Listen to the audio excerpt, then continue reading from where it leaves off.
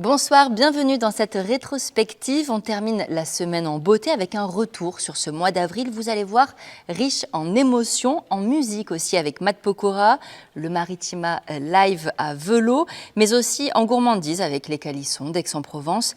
Et puis, bien sûr, des coups de colère, la fonction publique qui s'est mobilisée à Marseille. Tous les bords des métiers étaient présents pour faire front contre ce recul du service public qui touche, vous allez voir, tous les secteurs. Allez, bonne rétro à tous. Vive la fonction publique et vive la justice sociale.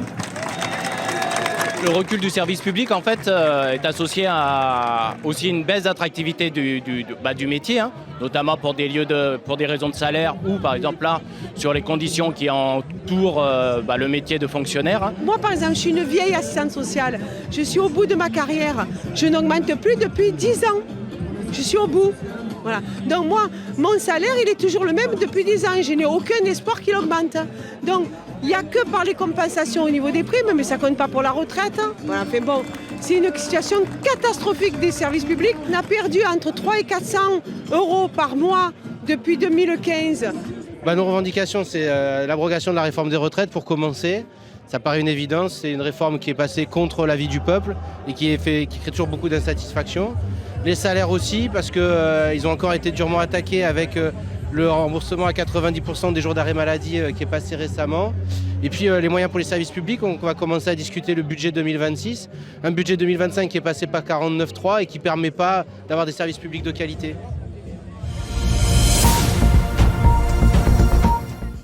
Ce mercredi, Laurent Marcangeli a rencontré les agents pénitentiaires du centre d'Aix-Luynes. L'objectif étant de comprendre les défaillances existantes dans le système actuel pour ensuite apporter de meilleures solutions.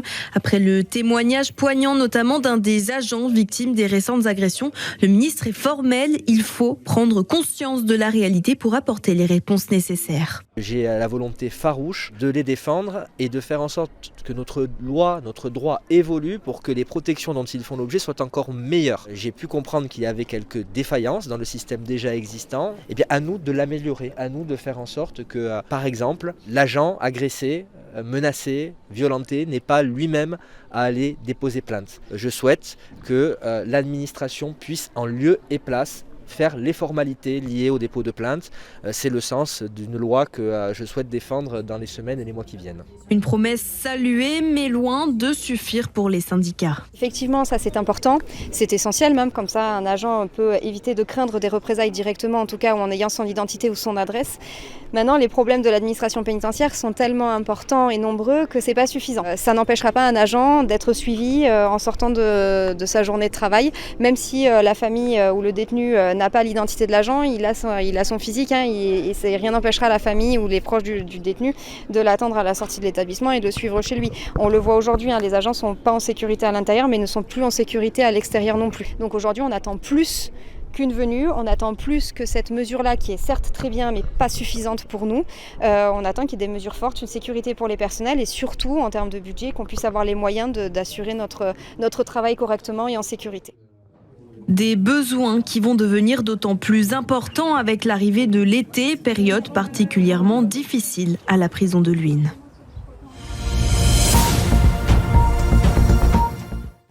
En plein cœur des Pennes Mirabeau, le parfumeur Corania exporte depuis 14 ans sa gamme Solinote vers les États-Unis.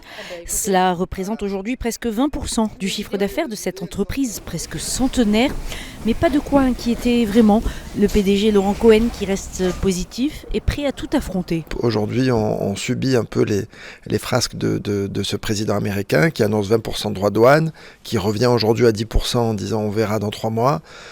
On le subit avec beaucoup de résilience, avec beaucoup d'agilité, avec beaucoup d'audace, mais avec l'envie quand même de continuer à développer notre activité sur le marché américain. C'est pas la première chose qui nous arrive. Et je peux vous dire d'ores et déjà qu'il y en aura d'autres, mais on fera face et on arrivera à continuer à développer nos marques sur les marchés américains. Au pied de la Sainte-Victoire, Jacqueline Guichot, propriétaire du domaine Sincère, produit du vin, un Côte de Provence dont raffolent les Américains. Alors forcément, l'annonce est compliquée à digérer. Disons que ça crée une atmosphère un petit peu particulière, un peu d'incertitude, enfin un peu de grandes incertitudes sur ce marché-là, mais pas que. Ça agit un peu sur tout. Il y a une ambiance un peu délétère qui est assez désagréable à vivre. Mais sur le marché du vin en particulier, depuis quelque temps, c'est très tendu. Et donc, voilà, on vit ça comme on peut, on essaie de s'adapter. Et en 2024, l'export des rosés d'appellation Côte de Provence vers les États-Unis représentait 14% de cette production. Sur le plateau de l'Arbois, l'expulsion du camp de Rome, installé depuis plusieurs années, soulève de nombreuses réactions. Pour Marc, président de l'association Assoropa, cette opération brutale sans réel accompagnement vient balayer des mois d'efforts et de dialogue menés sur le terrain. Il y a 60 enfants sur les 200 personnes, dont 40 scolarisés. Il y a tout un travail d'insertion qui se faisait avec des travailleurs sociaux. Tout ça est détruit et eux, ils ont perdu toute confiance en disant donc tout le monde se moquait de nous depuis des mois où on nous faisait parler. On n'a plus aucune confiance en rien. Derrière les tentes démontées et les affaires entassées, une question se pose. Où iront-ils maintenant ? Lors de la révision du PLUI, donc du plan local d'urbanisme intercommunal, un terrain a été dédié à ces populations. Ce terrain est situé à côté du terrain d'où on les a expulsés. Or, donc ce terrain existe, il appartient à la métropole. La ville est propriétaire d'un autre terrain à côté qui aurait très bien pu être joint pour créer un espace où ils auraient pu se réinstaller. Et la métropole n'a pas accepté de le céder. On ne comprend pas pourquoi alors qu'il existe. Pour le moment, et malgré la validation de l'expulsion, aucune solution de relogement n'a été mise en œuvre.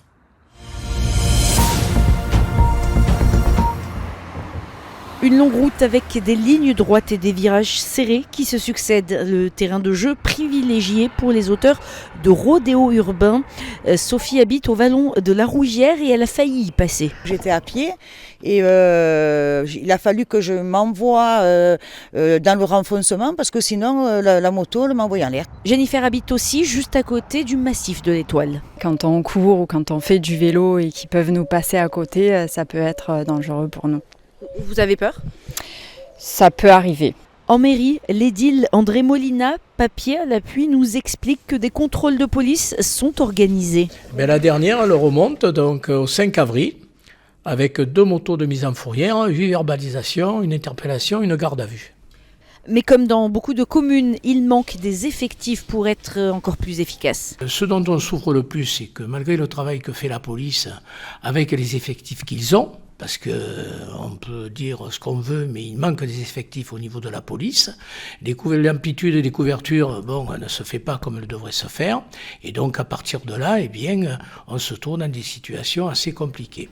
Et du côté des forces de l'ordre, intervenir dans ce genre de situation n'est pas sans difficulté. Eddy Sid du syndicat Unité Police. Intervenir, c'est mettre en danger les auteurs de ces faits. Et donc ça, c'est la première chose. Et la seconde chose, effectivement, il va falloir travailler de façon structurelle pour saisir en fait ce matériel-là, qui est la seule solution pérenne pour pouvoir régler ceci. Les auteurs de rodéo urbain risquent des amendes allant de 15 à 75 000 €, la suspension du permis de conduire et en cas de récidive, des peines de prison. Il est presque 10h ce jeudi matin, avenue Clément Monnier à Saucé-les-Pins, quand une alerte est lancée pour une odeur de gaz. Peu de temps après l'intervention des pompiers, le verdict est confirmé. Fuite de gaz, c'est un particulier qui a involontairement percé un réseau. Cela a entraîné une fermeture du quartier et le confinement de l'école Jules Ferry à proximité. Les explications du lieutenant Stéphane Despaki, chef de centre à Saucé. La maison concernée a été évacuée plus les 6 maisons qui étaient autour. Donc nous avions une douzaine de personnes qui ont été évacuées. Et vu que l'école était quand même dans un périmètre un petit peu au-delà, mais qui était dans un périmètre de pratiquement 300 mètres, par mesure de précaution, nous avons confiné l'école via les services de la police municipale avec 286 élèves et personnel encadrant. Tous les services ont mutualisé leurs compétences assez rapidement. Les pompiers, la gendarmerie, la police municipale et les équipes de GRDF ont été très réactives. Le constat est plutôt positif pour le maire de la ville, Maxime Marchand. Les exercices portent leurs fruits, c'est-à-dire que ce matin, effectivement, c'était une situation réelle, mais tout s'est très bien passé, tout a été coordonné comme il fallait, et heureusement, il n'y a pas eu d'incident à signaler derrière, donc c'est quelque chose de très positif au final, et ça prouve que nos forces de sécurité et de secours sont bien au point. Après, voilà, c'est un dispositif avec plus de 60 agents au total, entre les pompiers, les policiers, les gendarmes, nos collègues de GRDF, qui font qu'aujourd'hui on s'en sort très bien et qu'il n'y a aucun incident à signaler. Vers midi, le confinement des enfants a été levé. Le dispositif de sécurité a été retiré en début d'après-midi et les services de GRDF travaillent depuis pour rétablir l'intégralité du réseau de gaz pour tous les habitants de Saucé-les-Pins touchés par cet incident. Dans toute la région, Atmosud déploie des stations de mesure pour contrôler la qualité de l'air. Ces outils d'une valeur de plusieurs dizaines de milliers d'euros assurent une mission de surveillance en temps réel. Tom Asensio, technicien, explique leur fonctionnement. Les analyseurs vont aspirer de l'air extérieur, parce qu'on va avoir une tête en hauteur qui va aspirer l'air. Et après, ça va mesurer la pollution en fonction de l'analyseur demandé. En fait, on va comparer la valeur des analyseurs par rapport aux valeurs réglementaires. Et ça va nous permettre de définir si l'air est plutôt bon ou mauvais en fonction des zones géographiques. Mais avec une baisse de financement, plusieurs d'entre elles fermeront. Est-ce que sans elles, les données seront suffisamment précises pour assurer la surveillance de la qualité de l'air ? Damien Pigat, chargé des relations extérieures d'Atmosud, répond. Bien évidemment, les stations, ce qu'on appelle des stations de référence, c'est vraiment la colonne vertébrale de notre dispositif, mais ce ne sont pas les seuls éléments sur lesquels on va s'appuyer pour délivrer notre information. On a développé des capteurs donc plus légers, et ils ont également l'avantage d'avoir un coût financier qui est réduit. Donc ça veut dire qu'on peut finalement en déployer en plus grand nombre, et on peut aller investiguer des environnements plus singuliers, plus compliqués d'accès. Mais ces mini-capteurs ne peuvent pas à terme remplacer les stations de mesure car ils ne répondent pas aux normes du laboratoire central de surveillance de la qualité de l'air. Selon leur dispositif, 3 stations de mesure doivent être obligatoirement présentes dans l'agglomération marseillaise. Actuellement, 45 stations de mesure fonctionnent dans les Bouches-du-Rhône.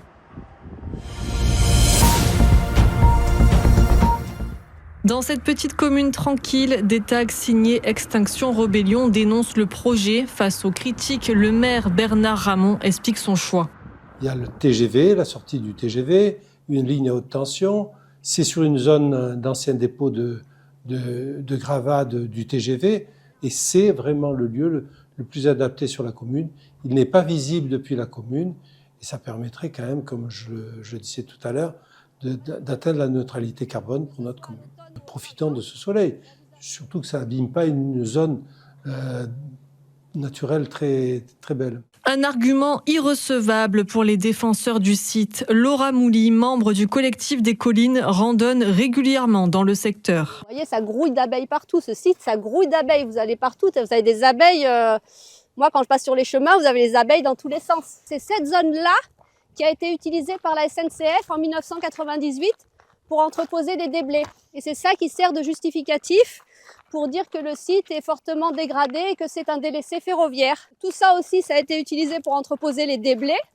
Et quand on dit que rien ne pousse, c'est une aberration parce qu'en fait, cette zone de prairie, elle est utilisée pour le pâturage des moutons. Il faut savoir que c'est très utile de maintenir cette végétation basse parce que c'est utilisé comme aire de chasse pour les grands rapaces. Les panneaux photovoltaïques jouent un rôle sont comme des pièges pour les oiseaux, pour les insectes, pour les chauves-souris. Soit ils les percutent et ils meurent, soit ils meurent carbonisés. Il y a aussi le risque incendie qui n'est pas négligeable. Ici, on est sur une zone qui est très très sensible au risque incendie et les centrales photovoltaïques peuvent être source de départ de feu. Ce projet, nous, ce qu'on lui reproche, c'est que c'est un projet purement financier. Il va à l'encontre de l'intérêt collectif.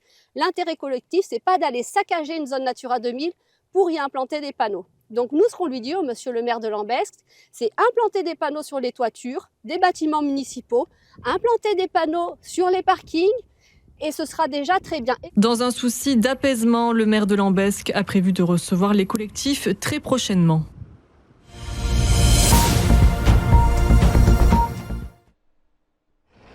Des panneaux contre le stationnement anarchique, des avertissements face à l'accumulation de déchets. Dans le quartier des Goudes, à cette période de l'année, on s'attaque à la surfréquentation. Jean habite ici depuis 53 ans. Et ça avait des voitures, ça se passe mal. Il y a trop de voitures. Les touristes ils sont à pied, ne me dérangent pas. C'est ceux qui arrivent à un terrain conquis, qui se garent n'importe où, qui ne respectent rien. De toute façon, là, ça va changer, vous avez vu. Il y a plein de panneaux, là. On va voir si ça va apaiser un peu quelque chose. De son côté, Manon, randonneuse venue à vélo, met en place des stratégies. Se promener ici, oui, mais pas n'importe quand.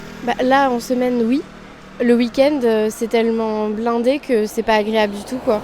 Pour eux comme pour nous, je pense. Enfin, surtout à cause des voitures.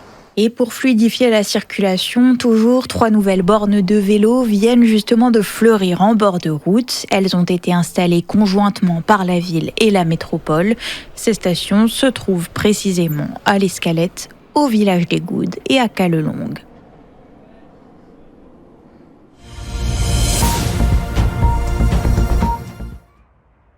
Dans ce lotissement du quartier des Paties, Jacques Villoquet termine de débroussailler son terrain.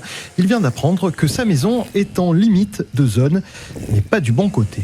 Il y avait des consultations sur ce plan, donc je m'y suis penché et c'est là que j'ai vu qu'effectivement ma maison était en zone rouge. Qu'en cas d'incendie, il y aura des contraintes assez fortes qui nous seront imposées sur la construction, mais aujourd'hui ces contraintes ne sont pas claires du tout, donc effectivement ça risque de faire perdre de la valeur à nos habitations. Je ne remets pas en cause le plan, par contre on a du mal à comprendre certaines dispositions du plan. D'autant plus que de l'autre côté de la route, son voisin, en zone bleue, n'est pas concerné. Là, il y a quoi? Il y a 20-30 mètres 20-30 mètres oui, je dirais il y a à peu près il y a moins de distance entre lui et moi qu'entre moi et la forêt qui est à côté. À quelques kilomètres de là, dans le quartier de Saint-Pierre, les traces du grand incendie de 2020 sont encore bien visibles. Hélène Rey a vu les flammes passer chez elle. Tout a été détruit là. Voyez, tous ces hangars ont été reconstruits après. Tout avait brûlé. Ce PPRIF, il me rassure. Parce que même s'il y a des ajustements à faire, ce que je peux comprendre, il est protecteur. Les ajustements qui lui permettraient, malgré la zone rouge, de reconstruire à nouveau sa maison si elle était détruite. Demande des volets en bois, des bornes incendie respectant un débit supérieur à ce qui est en place actuellement et des voies de circulation élargies pour permettre aux camions de pompiers de se croiser. La ligne T3 permettra bientôt de traverser Marseille en tramway du nord au sud et inversement. Depuis ce lundi, avec la remise en service du tramway sur la rue de Rome, les commerçants retrouvent le sourire, comme Phil, vendeur chez Paradis des Griffes. Je pense qu'avec le tramway, puis comme les gens, il y a certaines personnes qui ne venaient pas, donc en plus du tramway, je pense qu'il va y avoir un petit plus. On vous le souhaite. Exactement. Pour Sonia, vendeuse chez Laurie Boutique, c'est un soulagement car pendant les travaux... Oui, je viens de La Juliette jusqu'à là à pied. J'habite à La Juliette et je travaille ici à Castellane. C'est un peu loin pour moi, 20 minutes tous les jours. Certains usagers comme Julien qui arrive de Lyon sont un peu surpris de devoir descendre avant la place Castellane. C'était ma destination à la base, oui, on va finir à pied, c'est pas grave. Avec comme récompense une fanfare pour le premier tramway sur la place Castellane. Encore en phase de test jusqu'en juin, ce tramway est une fierté pour la présidente de la métropole Aix-Marseille-Provence, Martine Vassal. Il faut quelques mois pour faire les tests, donc c'est comme ça. Mais en tout cas déjà, on voit que ça marche, ça fonctionne et on va pouvoir aller de Gèze à La Gaille en un coup de tramway.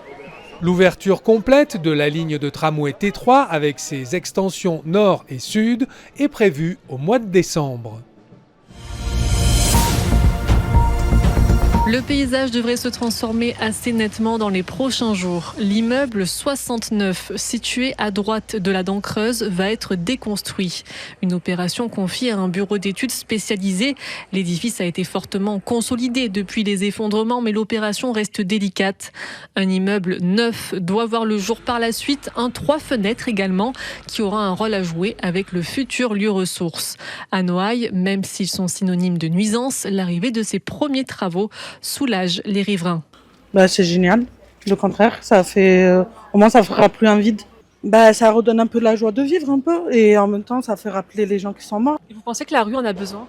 Oui, ici, surtout ici, oui. Ça fait changer un peu le quotidien de la vie, on va dire. C'est bien qu'il y ait une accumulation, une transformation. J'ai hâte de savoir ce que c'est parce que moi, je trouve que chaque fois que je passe, j'ai un petit malaise quand même. Oui, c'est assez vide et en plus, c'est un peu morbide. Comme à chaque fois qu'on passe, on pense à eux, mais on pensera de toute façon à eux même après. Voilà, c'est quelque chose qui est indélébile, qui restera dans notre mémoire. Les commerces proches de la dent creuse restent ouverts pendant ce chantier. Une bonne nouvelle pour le quartier, déjà impacté par des travaux d'assainissement dans plusieurs rues.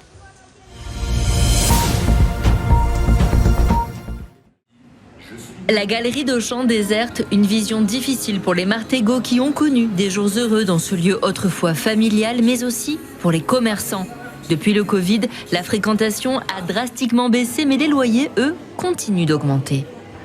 Ça devient de plus en plus dur, là, on ne peut plus payer les loyers, le montant qu'on paye, parce qu'on a perdu 40% du chiffre d'affaires depuis le Covid, quoi. Chaque année, 40% de moins, ça fait des sommes énormes, et on ne peut plus assumer un loyer, par exemple, pour ici, je paye 5 800 € pour 60 mètres carrés, et l'autre salon, je paye 6 200 €. Qu'on a demandé plusieurs fois aux propriétaires de nous baisser les loyers, bon, sans réponse de leur part, bien sûr. Et donc on a été obligé de se regrouper pour attaquer, pour mettre le propriétaire en procédure auprès du juge des fonds qui lui décidera s'il y a lieu de faire une baisse de loyer ou pas. Au total, 6 commerçants se sont regroupés dans cette action en justice contre le bailleur. Il faut absolument qu'on ait une remise en activité de ce centre. Que les 17 cellules ou 12 cellules qui sont aujourd'hui fermées reprennent vie et que les gens reprennent confiance, que la grande surface fasse ce qu'il faut aussi aujourd'hui pour attirer le client et derrière, je pense qu'on repartira dans de bonnes conditions. Pour réguler la situation, une première procédure ce lundi 28 avril et une seconde en septembre. La file d'attente n'a pas désempli de la matinée. Des clients attirés par une forte campagne de communication ou par des produits offerts et des animations. Je travaille à l'école d'archi juste au-dessus, donc là j'allais acheter à manger et je suis passée par ici. J'ai l'habitude d'aller à celui de rue Saint-Ferréol. C'est un peu plus loin, mais du coup là il y a beaucoup plus de choix et c'est super grand. J'ai pas acheté grand chose, j'ai acheté juste 2 tablettes de chocolat. Pour la petite intention, parce qu'ils nous ont offert des petits cadeaux et je trouvais ça sympa. Je l'ai vu hier sur les réseaux sociaux. Qu'est-ce que vous pensez de ce magasin ? Il est très grand, c'est impressionnant. Là, c'est super, les animations, ils ont fait fort, surtout l'orchestre, génial. Vous pensez que c'est bien pour le centre commercial ? Absolument, c'est ce qu'il fallait. Ils ont ouvert à point nommé, c'était plutôt mort. C'est donc un nouveau pari pour l'enseigne low cost, habituée des lieux difficiles. Sébastien Chirouze, directeur France. La rue Saint-Fay, il y a 5 ans, c'était effectivement mort. On nous a dit qu'est-ce que vous allez faire là ? On a repris l'ancien McDo. Aujourd'hui, la rue Saint-Fay, si vous y allez, c'est beau, c'est dynamique, il y a des super enseignes nationales, internationales. Donc, on fait aussi ce pari de croire dans les lieux qui vont renaître de leurs cendres. Et alors, je ne me permettrai pas de le dire pour Centre-Bourse parce qu'il y a quand même du dynamisme. En tout cas, nous, on croit à Centre-Bourse, on croit à cet endroit. Et c'est pour ça qu'on a décidé d'investir et de s'implanter. La chaîne a ouvert pour l'instant 198 magasins en France. Un vaste processus d'expansion est en cours avec de nombreux baux qui sont en train d'être négociés.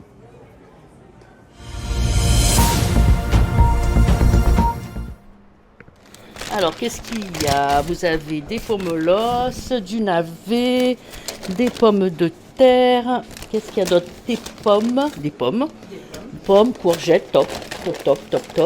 Comme Aline, plus de 2000 personnes reçoivent chaque semaine ce petit sac en papier rempli de denrées un peu particulières. En fait, ce qui me plaît, c'est de pouvoir acheter des légumes qui ne sont pas conformes, qui ne sont pas dans les grandes surfaces. Et moi, ça me plaît. Je trouve que c'est mieux. Et j'ai essayé, je les ai travaillés et ça se cuisine très bien. Donc, il n'y a pas de problème, qu'elles soient difformes ou pas difformes. Et en plus, c'est la surprise générale tout le temps. Fruits et légumes moches, trop petits ou même trop gros, cela suffit à les écarter de vos étals. Un peu plus tôt dans la journée, les fameuses courgettes d'Aline sont triées dans l'entrepôt Pimp Up. Anaïs Lacombe est cofondatrice de la société. Et bien là, ces courgettes, elles sont pour le coup trop grosses, ou alors quelquefois un petit peu, voilà, vous voyez, elles sont un peu rayées là, bon, c'est vraiment pas grand chose, mais finalement, ça fait qu'elles sortent des circuits de distribution classiques. La mission d'Anaïs et Manon, sauver 1 million de tonnes de nourriture au stade de la production, avant même qu'elles ne soient jetées. Mais aujourd'hui, on se rend bien compte que toutes ces normes, elles sont problématiques pour les raisons de gaspillage, on est dans une urgence climatique, on a besoin de nourrir plus de monde, et là, on nous demande de produire plus, finalement, lutter contre le gaspillage alimentaire, c'est un bon moyen de permettre juste de nourrir plus de monde sans produire plus. Contactés par la rédaction, les producteurs réunis du Sud nous assurent qu'il faudrait une dizaine de sociétés comme Pimp Up pour sauver 100% de la production. Il est midi et déjà toute la brigade du chef Mathias Dandine est sur le pont pour servir les clients attablés. Récompensé l'an dernier par le guide, le chef conserve sa précieuse étoile. Alors, a-t-elle la même saveur cette année ? L'année dernière, elle était presque inespérée parce que c'est vrai que c'est toujours, même si je suis habitué à avoir des étoiles assez rapidement et ça c'est une vraie récompense du guide Michelin, ici c'était pas joué d'avance donc là, cette année on confirme et puis voilà, chaque année suffit sa peine et on va travailler en tout cas pour la conserver encore jusqu'à l'année prochaine. Une étoile qui a changé beaucoup de choses dans cet établissement. Le cahier de réservation c'est un peu plus étoffé, avec peut-être aussi un peu d'exigence vis-à-vis des clients, et ce qui est normal, hein, on ne donne pas les repas, il y a toujours un tarif qui est plutôt élevé. De manière générale, dans un restaurant gastronomique, il faut qu'on soit performant dans toutes les étapes de l'accueil client. Les clients, justement, petit tour en salle pour goûter aux avis. C'est très fin, très léger, mais à la fois aussi très fort en goût, et on ressent la qualité. Oui. La personne qui nous a offert ce cadeau, c'est nos attentes par rapport au restaurant, ce genre de choses. Donc clairement, c'est une bonne surprise parce qu'on ne connaissait pas, donc on est très content d'être là. C'était très succulent, effectivement, et on reviendra, je pense, dès qu'on pourra. Dernier conseil du chef, pensez aux produits de saison comme l'asperge, l'artichaut ou encore l'agneau pour vos recettes du mois d'avril.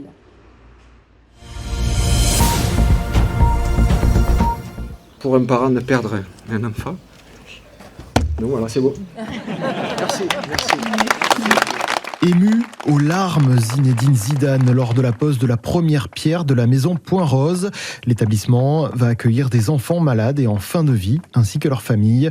Le projet est porté par l'association Point Rose, dont Zizou est le parrain et Nathalie Paoli, la présidente.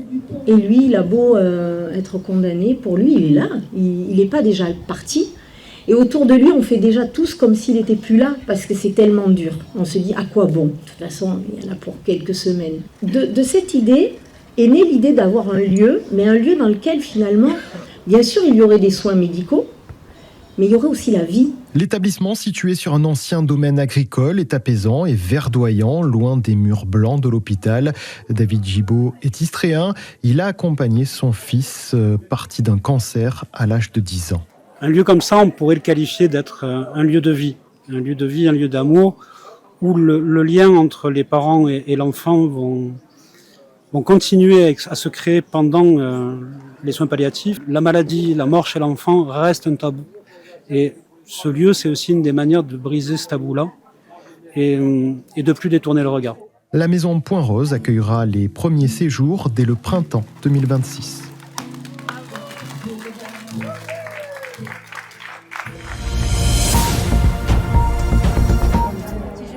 Les Istréens étaient nombreux à s'être donné rendez-vous ce mardi pour assister à la pose de la première pierre symbolique pour ce nouveau théâtre. Un pas de plus vers un lieu de culture qui remplacera un théâtre qui était précieux pour les habitants mais qui avait fait son temps. La première pierre d'un nouveau théâtre, c'est forcément un grand moment. On avait tiré le meilleur de l'ancien théâtre, on lui a dit au revoir. Là aujourd'hui, avec cette première pierre, c'est vraiment une nouvelle ère qui s'ouvre avec, pour la ville, mais aussi, comme vous l'avez dit, pour tout le département. Et au niveau régional, ça va être un établissement qui compte. On va continuer quand même à accueillir les classes, l'éducation artistique et culturelle. On va avoir des artistes en résidence qui vont venir passer un certain temps ici. Et puis la programmation, elle va s'enrichir vraiment de beaucoup de formes qui font l'événement aujourd'hui et qu'on ne pouvait plus accueillir jusqu'à maintenant. Ce lieu pensé pour être une liaison entre le centre ancien de la ville mais aussi l'étang deviendra un nouveau lieu de rencontre. L'équipe qui travaille d'ailleurs dans ce théâtre attendait avec impatience ce nouveau départ qui ouvre la porte à de nombreux artistes. Depuis 22 ans, moi, je suis au Théâtre de l'Olivier. C'était quand même devenu une nécessité, et même pour le confort des équipes. On avait aussi besoin d'aller dans un lieu un peu plus confortable pour le public. C'est vraiment pour un ensemble de choses qu'on est très heureux d'avoir ce nouvel équipement. Et puis c'est toujours super passionnant d'entendre l'architecte aussi qui parle de ce projet, qui le décrit, il raconte comment il a épousé les formes de la ville, les formes urbaines, mais aussi à l'intérieur, cette lumière bleue qui va être dans la grande salle, 860 places, ça va être un outil magnifique. Et là, vous avez les techniciens, l'équipe technique. Leur travail, ça va être vraiment une qualité dans l'accueil des compagnies, l'accueil de plein de formes. Par exemple, sur du cirque, il nous faut de la hauteur sous cintre conséquente. On a des gros ballets. Les ballets, il faut de la place. Il y a les décors ici, c'était folklorique. Au niveau des évolutions techniques, on va pouvoir accueillir des formes de dingue. Vraiment, ça va être super. Au total, le projet financé par la métropole à hauteur de 34 millions d'euros avec le réaménagement des voiries et de l'extérieur devrait ouvrir ses portes au début de l'année 2027.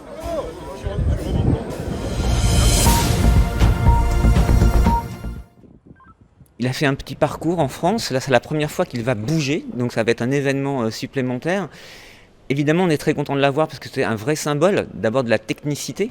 Et c'est la technique qu'il a fallu le faire pour qu'il soit montré lors de la cérémonie. Et il est très symbolique de cette cérémonie. Nous, on avait envie de l'avoir ici parce que justement, ça donnait écho à ce que nous faisons dans nos collections. Et donc, il a paru normal à la fois qu'il vienne à Marseille, évidemment, ville olympique, et au Mucem en particulier. On a voulu qu'il aille sur le toit terrasse du Mucem. D'abord, il y avait la symbolique de ce toit, de cette vision très ouverte, de ce bâtiment fait par Rudy Ricciotti, où les intempéries passent, l'air passe, les idées passent. Donc c'était important de le mettre en pleine lumière. Et puis c'est un endroit de balade aussi. Les gens viennent sur la terrasse du Mucem, ils viennent sur le Fort Saint-Jean, ils viennent sur la terrasse. Et puis on avait envie que ça soit un lieu accessible et gratuit. Et donc la terrasse est gratuite. Donc tout le public pourra venir voir ce cheval gratuitement. Il résiste aux éléments, justement ? Il résiste à la pluie, il résiste au vent. Alors lui aussi, il a besoin aussi de temps en temps de rentrer à l'écurie. Mais effectivement, il est habitué à être près de l'eau.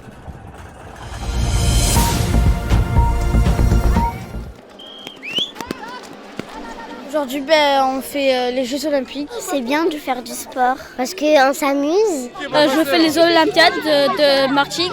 On fait du sport parce que c'est bien pour rencontrer des copains et pour rencontrer des animateurs super gentils. Parce que c'est trop bien. De la course, du lancer. Et même si on perd, l'important c'est de participer. J'adore le sport et sans faire du sport, je ne pourrais pas vivre. On rencontre du monde et c'est bien. C'est plein de sport et en fait c'est plein de centres qui s'affrontent et après on va voir qui est le meilleur centre, voilà. Parce que ça me fait plaisir et j'ai envie de gagner. Motivez-vous et vous pouvez le faire.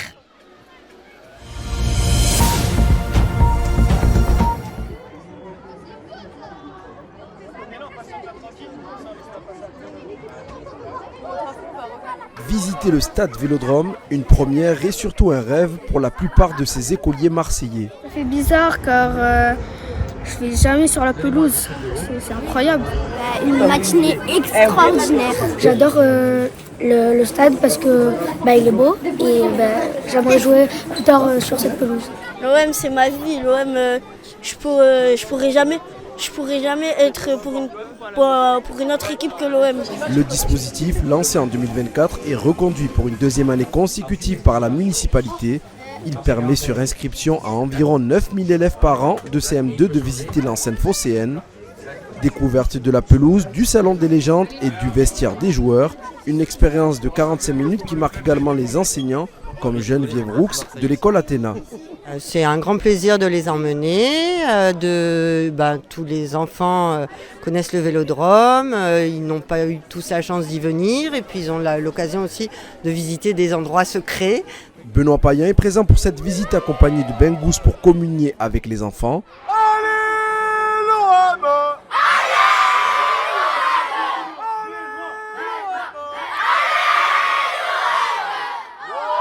Ça met des frissons de voir que c'est des petits Marseillais qui ressentent aussi ce côté-là de se dire qu'ils aiment l'OM et ils sont aussi autant émerveillés que moi.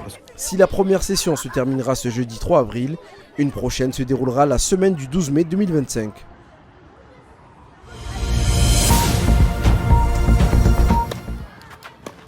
Pendant près de 2 semaines, les meilleurs jeunes talents du tennis mondial vont s'affronter sur la terre battue provençale, un événement porté par la passion et l'engagement de tout un club. C'est un peu la vitrine du club. C'est un tournoi international. Il y a quasiment les meilleurs joueurs du monde junior qui viennent jouer ce tournoi. Ça permet de créer une visibilité pour le club et puis pour la ville. Ce tournoi réunit plus de 180 jeunes prodiges issus des 4 coins du globe, sous le regard attentif de passionnés venus découvrir les champions de demain. J'aimerais bien voir la tête de série numéro 1, l'américaine, parce que je l'ai vue l'année dernière et je trouve qu'elle joue très bien. C'est une bonne chose de voir des matchs et des bons joueurs jouer pour s'inspirer et espérer venir gagner le tournoi un jour. Derrière chaque point marqué, il y a un travail de l'ombre. Accueil, logistique, restauration. C'est plus de 70 bénévoles qui assurent le bon déroulement du tournoi. C'est très convivial. On a de la chance d'avoir des Istriens qui viennent nous aider en masse. On a besoin de beaucoup de bénévoles sur la semaine de l'Open d'Istres. Et ils sont là, ils sont présents. Donc merci à eux. Ce 25e Open d'Istres s'annonce donc comme un incontournable pour les passionnés de tennis, mettant en lumière les futurs grands noms de la discipline.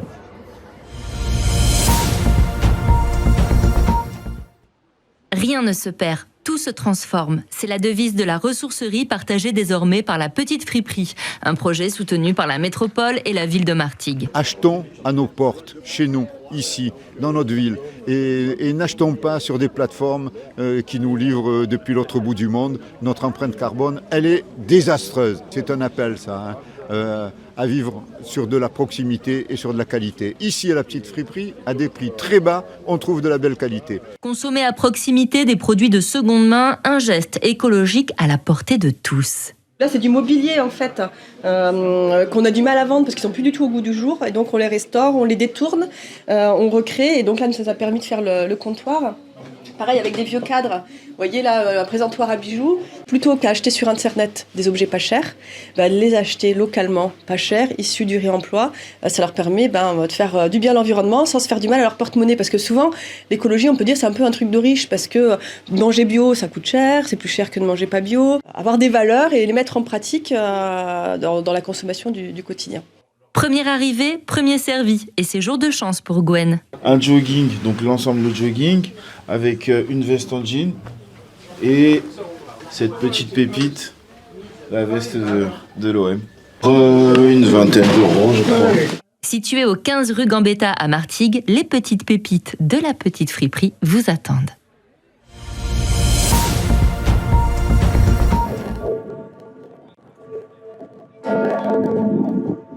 Pour toute l'église, c'est un père.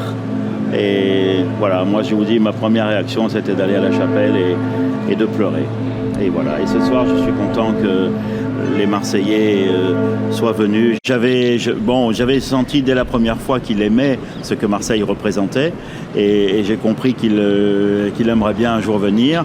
Après, il fallait trouver la bonne occasion. Bon, il y a eu plusieurs essais, mais cette tentative-là, avec les rencontres méditerranéennes, a pu marcher. Les quelques temps après, me trouvant à Rome pour le synode, j'ai rencontré ceux qui l'accompagnaient, qui avaient aussi logé chez moi avec lui, le chauffeur, le garde suisse et tout ça, le médecin et tout. Et ils m'ont pris à part et ils m'ont dit, vous savez, nous on l'accompagne pour tous ses voyages, mais jamais on l'avait vu aussi heureux qu'à Marseille. Alors je me suis dit, ça me fait plaisir et je le dirai aux Marseillais. C'est important pour moi. Pourquoi ça ? C'est important pour moi, c'est le pape, et puis parce que c'est un homme de très gentil qui veut que du bien à tout le monde. Il veut la paix, et il est contre tout ce qui se passe, des guerres, des violences. En fait, on est juste venu aujourd'hui en touriste à Marseille et tout naturellement, on est monté ici pour prier et effectivement, on a pu assister à la messe qui était une grande grâce. On a vraiment bien pu prier pour lui et on était très heureux d'être là aussi pour cette occasion-là. En tant que jeune, c'est un pape qui était vachement attaché aux jeunes. Moi, j'ai pu le voir au JMJ de 2023 et il a été là, même s'il était très malade, il est venu. Et justement, il était toujours entouré de jeunes et il a toujours essayé de faire beaucoup de choses pour les jeunes et aussi pour les minorités et c'est ça qu'on retient de lui.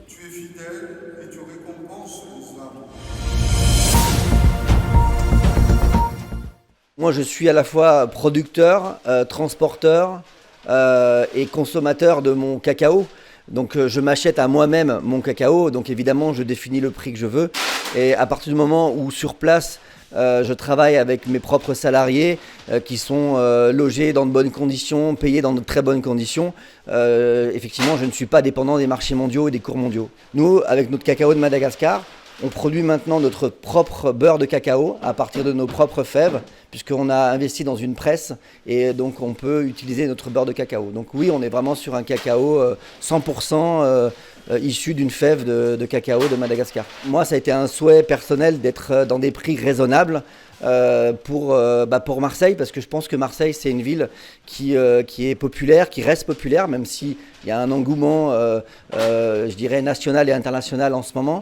Ça reste une ville populaire et donc pour que le chocolat reste accessible à tout le monde, on a voulu et on a souhaité rester dans des prix raisonnables. Est-ce que l'œuf de Pâques reste incontournable ? Alors chez nous, non, puisqu'on a voulu rester dans notre terroir malgache et à la place des œufs, on présente plutôt des cabosses de cacao sur notre magnifique cacaoyer plus vrai que nature.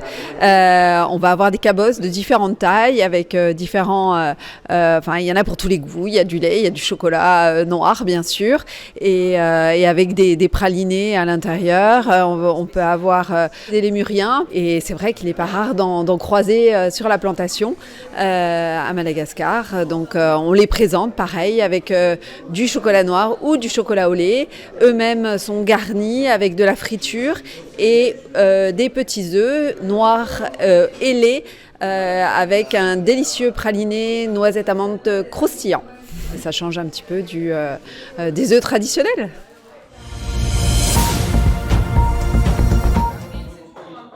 Il y a figues, il y a les traditionnels, il y a les chocolats, il y a citron, orange, etc. Ton préféré, c'est quoi, toi ? Moi, j'aime beaucoup le traditionnel. Difficile de ne pas repartir les poches pleines de calissons après une visite guidée qui met en appétit. Oui, c'était très intéressant. Je ne savais pas qu'il y a du melon dans les calissons. Ça, je ne savais pas. Vous allez faire un tour dans la boutique ? On a déjà fait avant la visite. Vous avez acheté quoi ?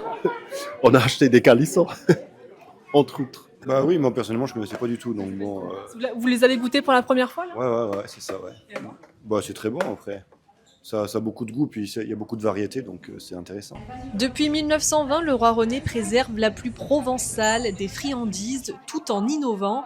Maud Iguna est coordinatrice tourisme. C'est quand même un produit qui est assez ancien.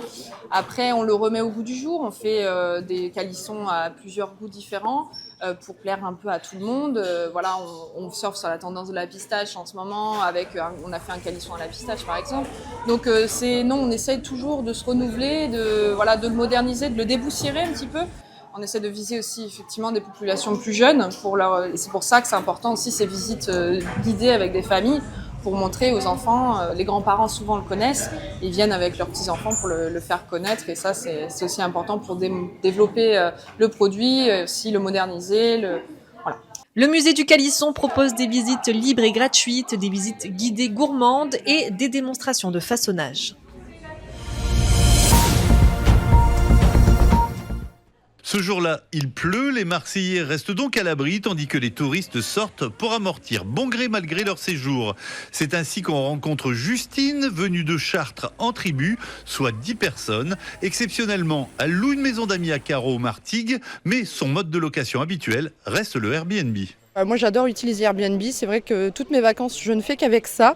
Ce que j'adore c'est les boîtes à clés et de pouvoir venir librement et de repartir assez librement également.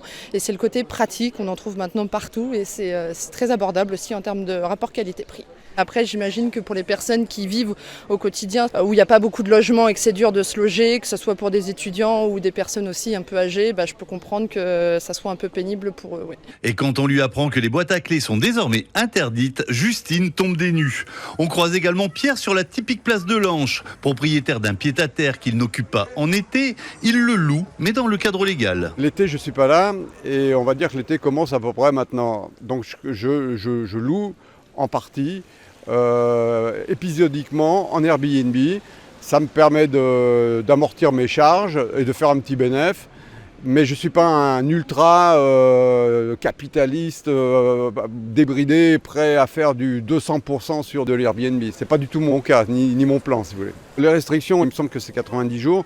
Moi, je suis en dessous des 90 jours. Donc, si je fais 70 jours, vous voyez, je suis très content, ou 80 jours. Mais je suis dans les clous sans trop me forcer. Donc, je ne suis peut-être pas le bon candidat, comme certains qui font peut-être toute l'année, quoi. Et dans l'immeuble de Pierre, 2 appartements font justement partie de ces logements loués à l'année en Airbnb, ce qui lui cause à lui aussi quelques désagréments.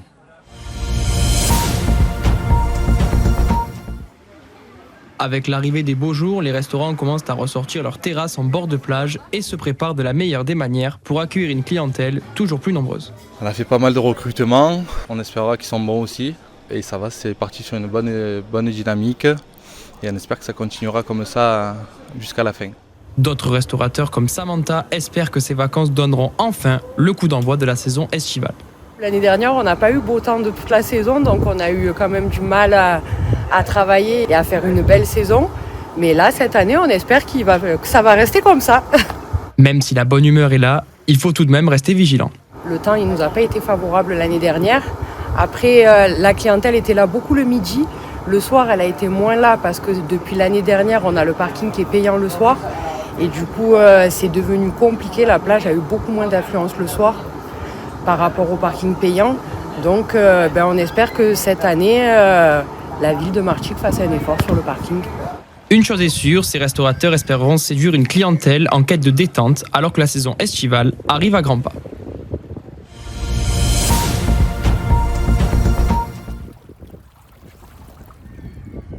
D'après les premières analyses, il s'agirait probablement d'un bateau de pêche. Et ce qu'il en reste peut nous en apprendre beaucoup sur l'histoire locale, comme l'explique Alba Ferreira Dominguez.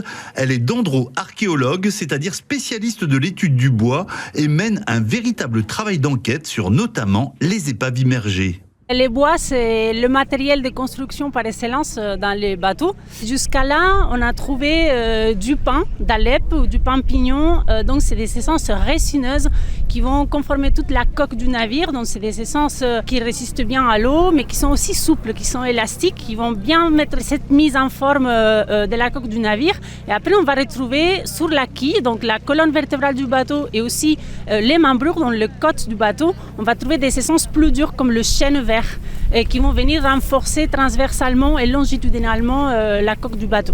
Christian Mazet et son fils Valentin habitent à 2 pas du site et ont profité de la présence des chercheurs et archéologues pour en savoir un peu plus sur cette mystérieuse embarcation. On habite à peut-être 100 mètres, on vient à la plage pratiquement tous les jours. On savait qu'il y avait des fouilles archéologiques qui se passaient chaque année. On s'est aperçu qu'il y avait un bateau de pêcheurs de la région. Parce que le bois, le pin, tout vient d'ici. Donc ça a été taillé ici, donc c'était déjà Martigal. Donc la dame, c'est une spécialiste du bois. Et elle nous a expliqué un petit peu comment elle faisait pour reconnaître le bois, comment il a été taillé, tout ça. Je sais pas comment elle fait pour comprendre tout ça, parce que moi j'ai rien compris. C'est intéressant ? Oui, très. Donc là, ils ne savent pas exactement, comme ils n'ont pas fini les fouilles, on ne sait pas si c'est du 14e ou du 6e siècle. On en saura à la prochaine fouille, tout simplement. Toi, tu as envie de savoir un peu de quoi il retourne avec ce bateau ? Oui, quand même. Maintenant qu'on est plongé dedans, on veut savoir la fin. Certaines pièces feront l'objet d'une restauration en vue d'être exposées au Musésième.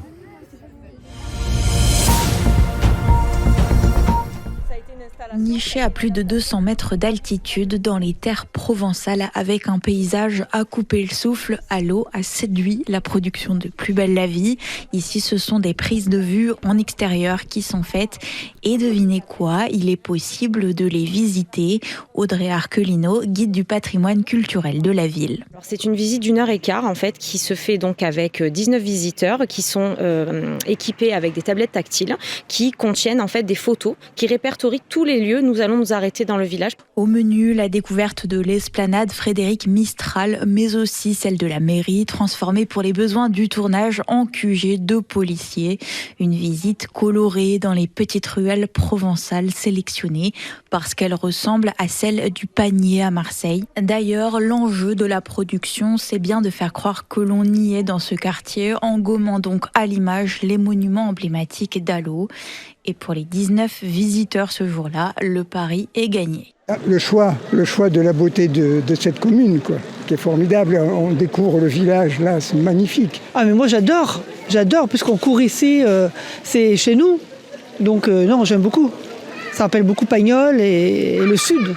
Sachez enfin que le travail des acteurs et de la production ici est colossal. Pour une journée de 8 heures de tournage, seules 10 minutes sont conservées pour le produit fini.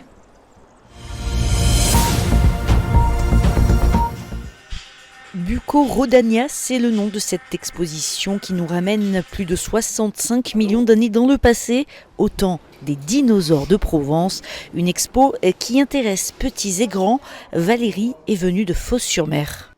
Oui, et surtout c'est pour mes petits-enfants, c'est pour ça qu'on était venu voir ce qu'il y avait présenté pour venir avec eux voir, parce que les petits-enfants, les dinosaures, c'est exceptionnel pour eux.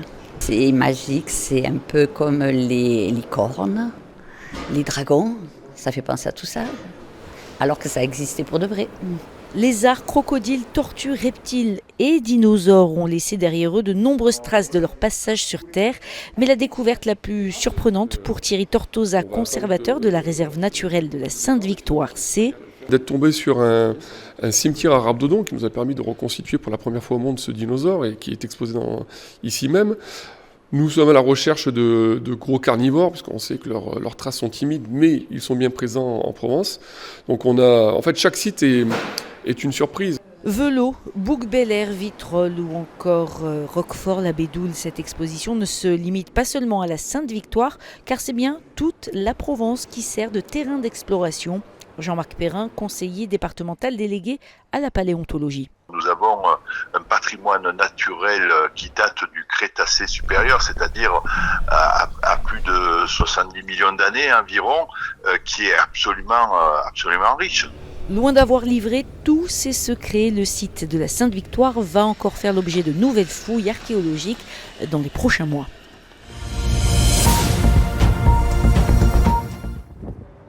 Le salon de l'ufologie, c'est la rencontre de 3 types de personnalités.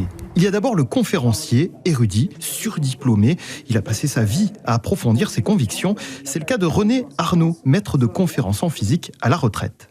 Je me suis aperçu il y a de nombreuses décennies que les Sumériens disposaient d'une culture qui était au-delà de ce qu'elle pouvait être il y a 6000 ans, et donc des connaissances complètement anachroniques. Et de ce fait, en fouillant, je me suis aperçu que les Anunnaki n'étaient pas simplement l'objet d'imagination, mais que c'était vraiment une ethnie réelle. Et donc j'ai enquêté sur la présence Anunnaki sur Terre. Dans son auditoire, il y a souvent le curieux, sceptique sur la pensée dominante, comme cette Nîmoise. On a voulu savoir qu'est-ce que c'était exactement comme salon, et comme on n'en a jamais fait, on a été curieuse, mais en même temps, vous savez, on ne vient pas ici par hasard non plus, quoi. On n'est pas seul.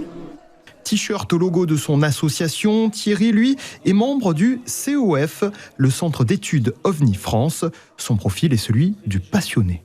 On est une bande de copains qui est passionnée de ça, avec différents horizons sociaux, avec des différences culturelles, mais on est tous copains, et puis voilà. Après chacun croit un peu en ce qu'il veut, si on peut parler de croyance aussi, mais après il y a quand même un tronc commun qui nous réunit. Finalement, le bonheur, c'est peut-être ça, disait Henri Duvernois, l'imagination.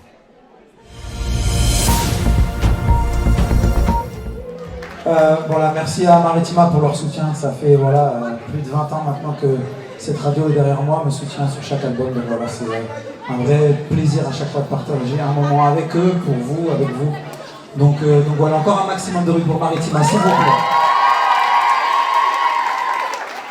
Adrénaline, c'est un album qui parle surtout de musique, parce que vraiment le thème de l'énergie en studio, c'était vraiment de faire de la musique avant même de penser au thème et au texte, etc. Vraiment, je voulais quelque chose de léger, de dansant, de très produit, qui sonne vraiment bien pour la scène. Et c'est avec cette énergie qu'on est rentré en studio. Encore C'est timide comme ouah, c'est... Ok, vas-y. Ok, let's go la famille, on va voir ce que ça donne en musique, c'est parti.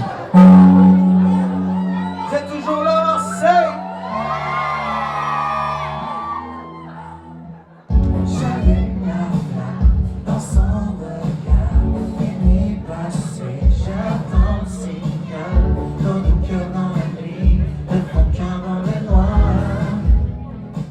sur scène, voilà, ça va être comme d'habitude, plein d'effets visuels, 10 danseurs, des musiciens, une scène vraiment super originale sur cette tournée qui termine dans le public et qui me permettra encore de faire le show avec des écrans géants, des ascenseurs, avec aussi beaucoup de partage, beaucoup d'échanges avec le public de prévu, puisque cette scène, voilà, elle va me permettre de terminer certains visuels au cœur du public. Ah ben, si vous n'avez pas encore vos places, c'est la tournée qu'il faut venir voir en fin d'année, les amis.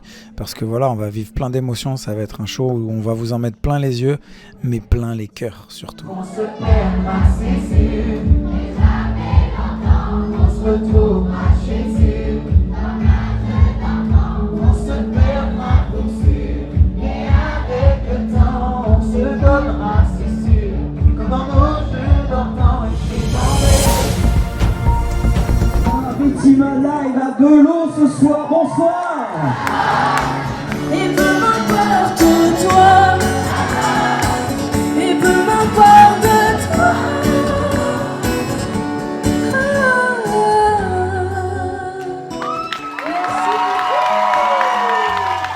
C'était bien d'avoir vu plein de chanteurs tous en même temps et on a beaucoup profité parce qu'on a de la chance d'avoir ça dans une petite ville à Velo.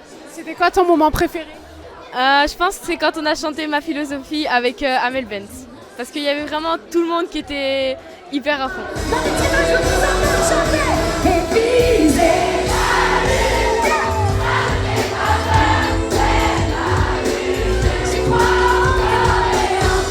Amel Bent, l'éternelle Amel Bent. On était venus pour elle, mais pour découvrir aussi les nouveaux talents qu'on entend beaucoup à la radio et ça permet de donner un visage aussi. Donc très très bien. C'était petit comité, l'acoustique est sublime, les artistes. Alors là, de les voir comme ça tous ensemble, je suis venue avec ma fille, on a partagé un très joli moment. Avec Maritima, quel plaisir de vous écouter. C'était vraiment trop bien, c'était le meilleur concert de ma vie. C'était incroyable, vraiment. Elles étaient vraiment à fond, c'était vraiment incroyable. C'était trop bien, c'est trop amusé, on a chanté, on a dansé, on a crié. On n'entendait peut-être que nous, mais c'était trop bien. Et moi j'ai vraiment adoré, c'était super. Hey, that was such a great experience. Thank you very much, Maritima, and of course the Town Hall of Velo, because my God, that was just marvelous. Amel Bent, no, this is for my daughter Leah because she loves Amel. Viser la lune, ça ne fait pas peur. Thank you very much, Maritima, and you know what? Continue like that because Maritima. Les images, bien sûr, sur les réseaux sociaux, l'Insta, Facebook, partagez avec le hashtag et le reportage sur notre site maritima.fr. Bonne soirée, belle fin de semaine et à très bientôt. On vous embrasse, on vous aime.